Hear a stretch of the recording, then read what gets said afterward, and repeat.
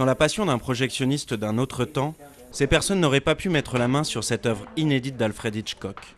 3 bobines d'un des premiers films du réalisateur culte ont été découvertes en Nouvelle-Zélande, dans l'abri de jardin d'un collectionneur du début du XXe siècle. Ces images usées sont l'unique version de The White Shadow, l'ombre blanche, un mélodrame muet qui raconte l'histoire de 2 sœurs, l'une angélique, l'autre rebelle et dévergondée. Le minutieux travail de restauration a été pris en charge par Park Road Studios, la maison qui a produit la trilogie du Seigneur des Anneaux. Pendant des années à travailler aux archives, j'ai vu plusieurs cas où lorsque les boîtes ont été ouvertes, on a retrouvé un tas de bouillie collante. C'est incroyable que les 3 premières bobines de ce film aient survécu dans d'aussi bonnes conditions.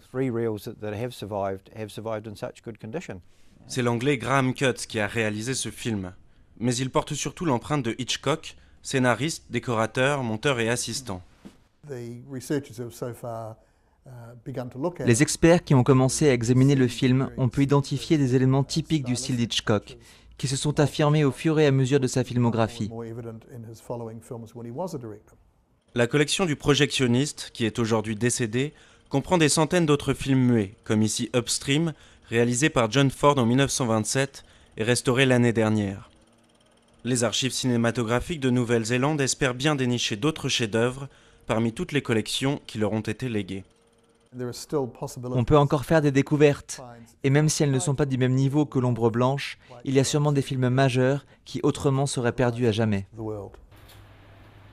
Les cinémas néo-zélandais arrivaient à la fin du parcours de distribution des films étrangers. Ils avaient donc la consigne de détruire ces bobines en nitrate, très inflammables et difficiles à conserver.